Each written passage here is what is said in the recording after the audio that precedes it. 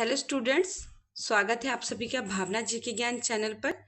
तो आज हम करने वाले हैं इस क्लास में ज्योग्राफी और उसका फर्स्ट टॉपिक होने वाला सौरमंडल और उसके ग्रह। इसके हम इम्पोर्टेंट एमसीक्यूज करेंगे, ठीक है। और ये जितने भी क्वेश्चन है प्रीवियस ईयर के क्वेश्चन है और बार बार जो भी एग्जाम्स में बार बार पूछे जाते हैं वही क्वेश्चन यहाँ पर मैंने सिलेक्ट किया है। तो एक बार जब आप इस क्लास को पूरा देखेंगे तभी आपको पता लगेगा कि क्वेश्चंस कितने इंपॉर्टेंट है, ठीक है।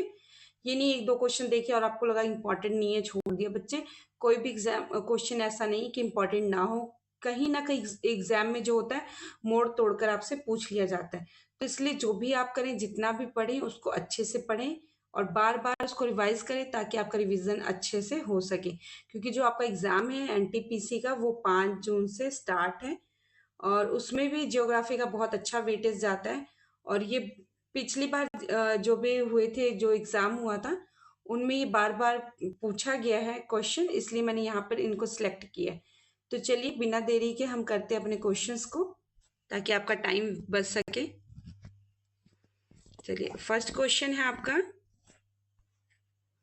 किस विद्वान को किस विद्वान को सौरमंडल के बारे में विश्व के समक्ष जानकारी प्रस्तुत करने का श्रेय जाता है? तो आपका करेक्ट ऑप्शन है ऑप्शन ए, कॉपरनिकस को। ठीक है। अब यही क्वेश्चन अगर आपको स्टेटमेंट में पूछ लेगा तो आपको बहुत ही ज्यादा डिफिकल्ट लगेगा। एमसीक्यूज में भी देखो ऐसे ऐसे मतलब ऑप्शंस दे देते कि हमें लगता नहीं ये ठीक है, नहीं ये ठीक है, नहीं ये ठीक है। ठीक है, ऐसा नहीं होता, आपको अच्छे से करना है ताकि आपका जो एग्जाम हॉल में ब्लंडर ना हो, ठीक है। और ये मोस्ट इंपॉर्टेंट क्वेश्चन है, ये यूपीएससी में भी पूछा गया है और जो यूपीएसआई का पिछली बार एग्जाम हुआ है उसमें भी पूछा गया है। एनटीपीसी में भी जो 2000 शायद 18 में की कब एग्जाम हुआ था आपका, उसमें ये क्वेश्चन पूछा गया है। और बच्चों, अगर आपको मेरी क्लास अच्छी लगती है तो चैनल को लाइक, सब्सक्राइब एंड कमेंट जरूर करें और बेल आइकन को भी जरूर प्रेस कर लें।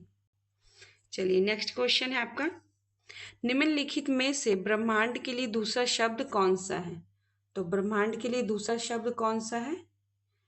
ए बिग क्रांच, बी खगोल विज्ञान, सी कॉस्मोस, डी सुपरनोवा। तो इसका करेक्ट ऑप्शन है ऑप्शन सी, कॉस्मोस। और बच्चों, जिसका थोड़ा सा मुझे लगा कि हाँ ये मोस्ट इम्पॉर्टेंट क्वेश्चन है, इसको हम वेरी इंपॉर्टेंट क्वेश्चन भी कहते हैं, अगर है तो मैंने उसका थोड़ा सा की पॉइंट्स भी रखे ताकि आपको एग्जाम में परेशानी ना हो, ठीक है। चलिए, इसका की पॉइंट है, कोस्मोस मूल रूप से एक ग्रीक शब्द है। कौन क्या है पूछ सकते हैं आपको, है ना, कि हम ग्रीक जो सा क्वेश्चन क्या था अभी बताते हैं। ब्रह्मांड का दूसरा शब्द है वो किस लैंग्वेज से लिया गया है ना? तो कॉस्मोस मूल रूप से एक ग्रीक शब्द है जिसका अर्थ है आदेश और संसार। आपसे ऐसे भी पूछ सकते हैं कॉस्मोस से उसका अर्थ क्या है, तो आप आराम से बता सकते हैं आदेश और संसार। चलिए, नेक्स्ट क्वेश्चन है आपका, निम्नलिखित में से किसने ब्रह्मांड के विस्तार की अवधारणा की खोज की? आपके option Edwin Hubble, Carl Edward Sagan, Charles Messier, Tycho Brahe. इसका करेक्ट ऑप्शन है आपका option A, Edwin Hubble. Next question है आपका, सौरमंडल के निर्माण और निरूपण की व्याख्या करने के लिए सर्वाधिक व्यापक रूप से स्वीकृत मॉडल कौन सा है? तो कौन सा स्वीकृत मॉडल? इसका करेक्ट ऑप्शन निहारिका की परिकल्पना। और बच्चे, इसका भी थोड़ा सा हमने की पॉइंट रखा है क्योंकि इंपॉर्टेंट क्वेश्चन है। निहारिका परिकल्पना के सिद्धांत एमैनुअल कांट द्वारा किसके द्वारा पूछ सकते हैं, निहारिका या निहारिका की मतलब की परिकल्पना किसके द्वारा दी गई? तो आपको ध्यान रखना एमैनुअल द्वारा विकसित किया गया था, लेकिन गणितक लाप्लास ने 1796 में इसे संशोधित किया, मतलब इसको इसमें थोड़े से चेंजेस लाए गए। अन्य परिकल्पना बिग बैंग सिद्धांत ब्रह्मांड की उत्पत्ति से संबंधित जॉर्ज लामेत्र द्वारा प्रतिपादित किया गया। चलिए, नेक्स्ट क्वेश्चन है आपका, किसने अपनी नई आविष्कृत दूरबीन से 1610 के आरंभ में पता लगाया कि बृहस्पति के 4 उपग्रह हैं, 4 चंद्रमा है मतलब कि? तो किसने करा था? इसका correct option option C, Galileo Galilei. इसका थोड़ा सा की पॉइंट है। गैलीलियो गैलीली एक इटली के खगोल शास्त्री, कहाँ के हैं? इटली के खगोल शास्त्री और वैज्ञानिक थे। 1610 में गैलीलियो द्वारा खोजे हुए गए बृहस्पति के गैलीलियन चंद्रमाओं की संख्या 4 थी। चलिए नेक्स्ट क्वेश्चन है आपका, सॉरी अभी ये 4 थी। गैलीलियो गैलीली ने जिन 4 चंद्रमाओं की खोज की वे थे यूरोपा, लो यूरोपा, गैनीमेड और कैलिस्टो। आपसे पूछ भी सकते हैं ना एग्जाम में कि कौन कौन से चंद्रमा खोज की थी, उनके नाम दे देंगे आपको, फिर उनके आगे उनके वैज्ञानिक के नाम दे देंगे, तो आपको अच्छे से याद रखना है। नेक्स्ट क्वेश्चन है आपका, किसने सबसे पहले 1655 में शनि के छल्लों का ग्रह के द्वारा किसने सबसे पहले 1655 में शनि के छल्लों का ग्रह के चारों ओर उपस्थित एक डिस्क के रूप में सटीक वर्णन किया था? किसने किया था? तो आपका correct option B, Christian Huygens ने। नेक्स्ट क्वेश्चन है आपका, रात्रि में आकाश में चमकने वाले पिंडों को किस नाम से जाना जाता है? किससे जाना जाता है? आपका करेक्ट ऑप्शन ए, खगोलीय पिंड।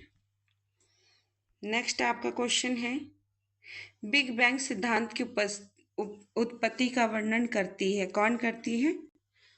बिग बैंग सिद्धांत की ब्रह्मांड की उत्पत्ति। नेक्स्ट क्वेश्चन आपका, ब्रह्मांड में स्थिर अवस्था की संकल्पना के बारे में किस वैज्ञानिक ने विचार किया था? तो फ्रेड होयल, ऑप्शन सी।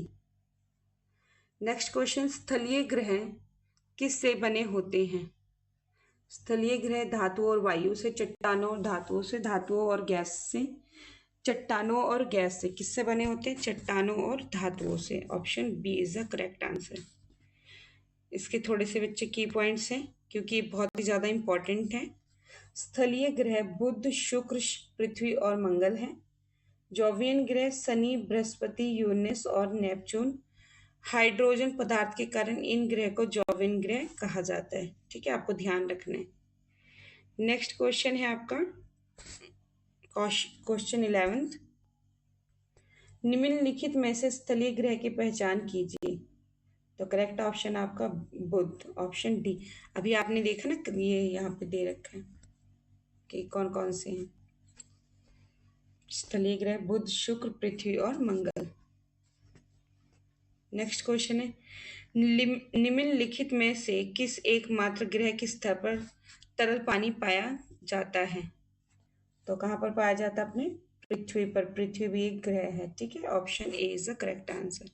की पॉइंट है इसके बच्चे थोड़ी से, पृथ्वी मिट्टी, वायु, जल और जीवन से मिलकर बनी है।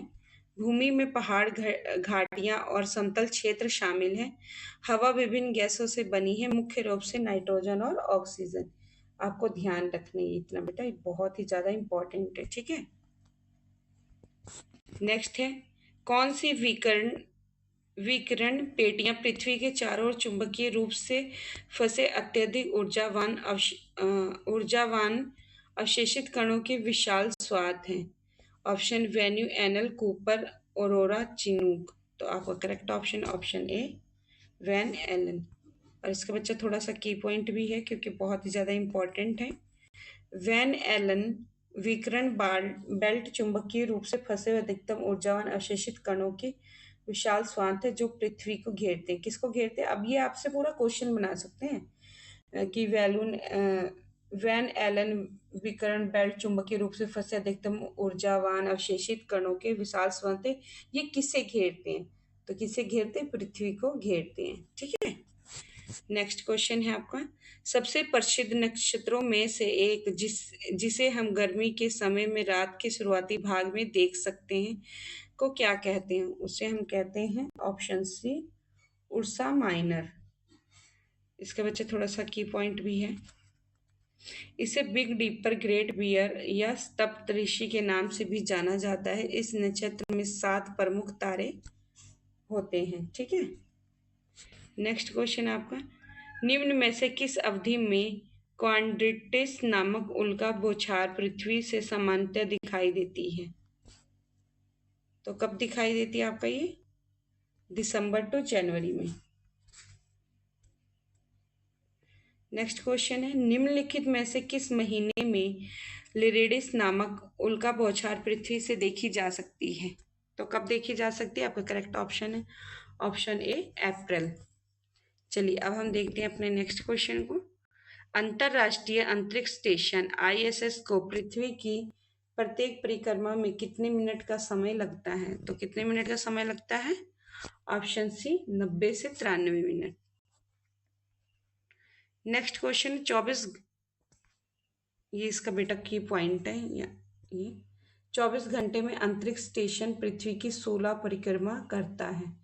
24 घंटे में, ठीक है, 16 परिक्रमा पूरी करता है। आपको ये की पॉइंट अच्छे से याद रखना है ताकि जो क्वेश्चन इससे ही कोई क्वेश्चन बन जाए तो आप कंफ्यूज ना हो।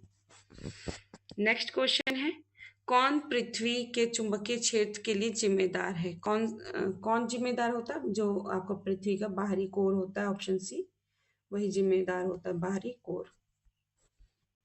नेक्स्ट क्वेश्चन है, निम्न में से कौन पृथ्वी का सबसे बाहरी ठोस हिस्सा है? तो पृथ्वी का सबसे बाहरी ठोस हिस्सा क्या है? क्रस्ट। नेक्स्ट क्वेश्चन है, किस प्रक्रिया द्वारा पृथ्वी की भूपट्टी गति करती है? ऊपर उठती है या निर्मित होती है? तो किस गति के कारण होता है? कौन सी गति के कारण? इसका करेक्ट ऑप्शन है ऑप्शन डी, पाटल विरूपण। नेक्स्ट क्वेश्चन, निम्न में से कौन पृथ्वी की बाह्य परत है जो प्लेटों से निर्मित है, जो एक साथ एक जिग्सो पंजल की तरह बन जाते हैं? तो कौन है? स्थल मंडल, ऑप्शन ए।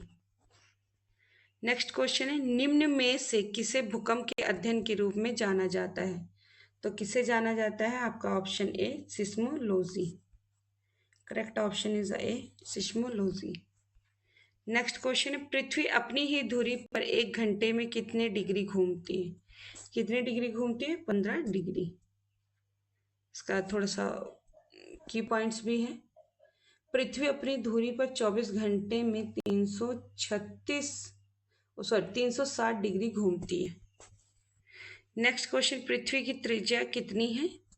तो पृथ्वी की त्रिज्या है option C 6379 kilometre. Next question,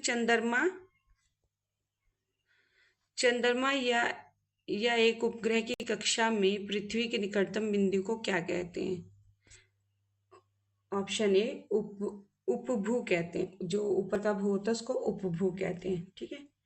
इसके थोड़े से की पॉइंट्स हैं। चंद्रमा या उपग्रह की कक्षा में वह बिंदु जिस पर पृथ्वी के सबसे निकट है, वह बिंदु है जिस पर यह पृथ्वी के सबसे निकट है। नेक्स्ट क्वेश्चन, पूर्णिमा के दिन के बाद 15वें दिन चंद्रमा दिखाई नहीं देता, इस दिन के रूप में जाना जाता है। किस रूप के दिन में जाना जाता है? अमावस्या। Option is the correct answer. Next question है, दो क्रमगत अमावस्या के बीच लगभग कितने दिनों की अवधि होती है? तो 29.5 दिनों की अवधि होती है। चंद्रमा किस पिंड का उदाहरण है? चंद्रमा ऑप्शन डी ज्योतिहीन पिंड का उदाहरण है। नेक्स्ट क्वेश्चन, चंद्रमा के चारों तरफ पतले गैसीय आवरण को क्या कहते हैं? ऑप्शन ए चंद्र बाह्यमंडल। नेक्स्ट क्वेश्चन आपका, मंद ज्वार भाटा कब आते हैं? तो आपका इसका करेक्ट ऑप्शन होने वाला है ऑप्शन ए, जब सूर्य और चंद्रमा पृथ्वी से समकोण पर होते हैं तब मंद ज्वार भाटा आता है। और इसके बच्चे थोड़े से की पॉइंट है, उसको भी आप जरूर देख लें।